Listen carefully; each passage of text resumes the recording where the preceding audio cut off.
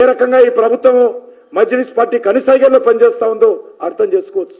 ఈరోజు పూర్తిగా కాంగ్రెస్ పార్టీ ప్రభుత్వం, ఇప్పుడు గతంలో బీఆర్ఎస్ ప్రభుత్వం మజ్లిస్ పార్టీ కనిసైగల్లో పనిచేస్తా ఉన్నాయి. ఈ రెండు ప్రభుత్వాల నేతృత్వంలో ఆడిందే ఆటగా పాడిందే పాటగా మజ్లిస్ పార్టీ వ్యవహారం చేస్తా ఉంది. తెలంగాణకు దేశానికి పట్టినటువంటి చీడ పురుగు మజ్లిస్ పార్టీ అని సందర్భంగా మనస్తున్నాం. మనకు స్వాతంత్రం రాకముందు నుంచి కూడా నిజాం టైం నుంచి కూడా మనకు ఈ యొక్క మజ్లిస్ పార్టీ నాటి రజాకారులు ఆనాడు పెట్టినటువంటి పార్టీ మరి ఈ రోజు వరకు కూడా హిందువుల మనోభావాలతో చెలగాట మాట ఏదైతున్నదో మంచిది కాదనే విషయాన్ని ఈ సందర్భంగా నేను మనవిస్తున్నాను. మజ్లిస్ పార్టీ హైదరాబాద్ నగరంలో ఒక రాజ్యాంగేతర శక్తిగా ఎదుగుతా ఉంది. మజ్లిస్ పార్టీ ఆదేశాలను ఈ రెండు పార్టీలు మరి ఈరోజు జీవుజూర్ అంటూ అమలు చేస్తున్నటువంటి పరిస్థితి ఉన్నది. ఒకప్పుడు పాత బస్తీకి ఒక అసెంబ్లీకే పరిమితమైనటువంటి ఎంఐఎం పార్టీ ఈరోజు తెలంగాణ దేశమంతా విస్తరించేటువంటి పరిస్థితి వచ్చింది. గతంలో బీఆర్ఎస్ పార్టీ 10 సంవత్సరాల అధికారంలో ఉంటే కేసీఆర్ ఏ రకంగా మజ్లిస్ పార్టీని పోషించాడో పొగిడాడో మనం చూశాం. నేను విమానం తీసుకొని నేను అసదుద్దీన్ ఓవైసీ దేశమంతా తిరుగుతాం, బీజేపీ వ్యతిరేకంగా దేశ ప్రజలను సంఘటితం చేస్తామన్నాడు. పాపం ఆయన పోయి ఫామ్ హౌస్ లో ఉన్నాడు. మరి ఈ రోజు కేసీఆర్ బాధ్యత రాహుల్ గాంధీ రేవంత్ రెడ్డి తీసుకున్నట్టుగా కనిపిస్తున్నది. ఇప్పుడు జూబ్లీహిల్స్ ఎన్నికల్లో కూడా 2014లో మజ్లిస్ నుంచి పోటీ చేసినటువంటి అభ్యర్థిని ఈ రోజు రంగంలోకి దింపారు.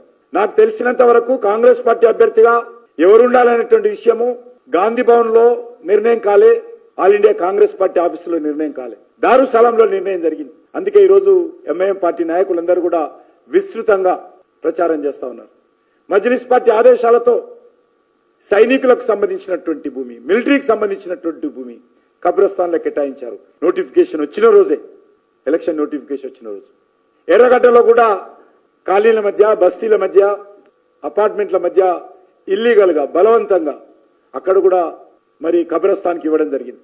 బీఆర్ఎస్ ను గద్దెదింపిన తర్వాత మజ్లిస్ పార్టీ ఈరోజు కాంగ్రెస్ పక్కన చేరింది.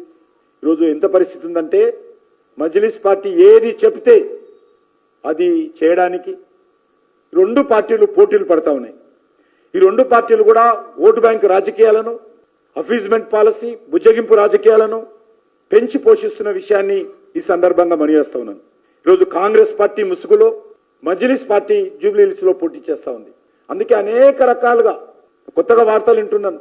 మొన్న 2 సంవత్సరాల క్రితం అంటే 18 నెలల క్రితము జూబ్లీహిల్స్ లో కాంగ్రెస్ పార్టీ అభ్యర్థిగా పోటీ చేసినటువంటి వ్యక్తిని, ఎమ్మెల్యే కాదు, ఎమ్మెల్సీ కాదు, ఆ నియోజకవర్గానికి సంబంధించినటువంటి పోటీ చేసినటువంటి వ్యక్తిని ఎలక్షన్స్ జరుగుతుంటే మరో వారంలో పోలింగ్ జరుగుతుండగా మరి ఏ రకంగా గతంలో ఓడిపోయినటువంటి అభ్యర్థిని మంత్రిగా చేస్తున్నారో, ఎవరి కోసం మంత్రిగా చేస్తున్నారో, ఎవరిని ఉద్ధరించడం కోసం మంత్రిగా చేస్తా ఉన్నారో, ఎవరు లబ్ధి పొందడం కోసం మంత్రిగా చేస్తా ఉన్నారో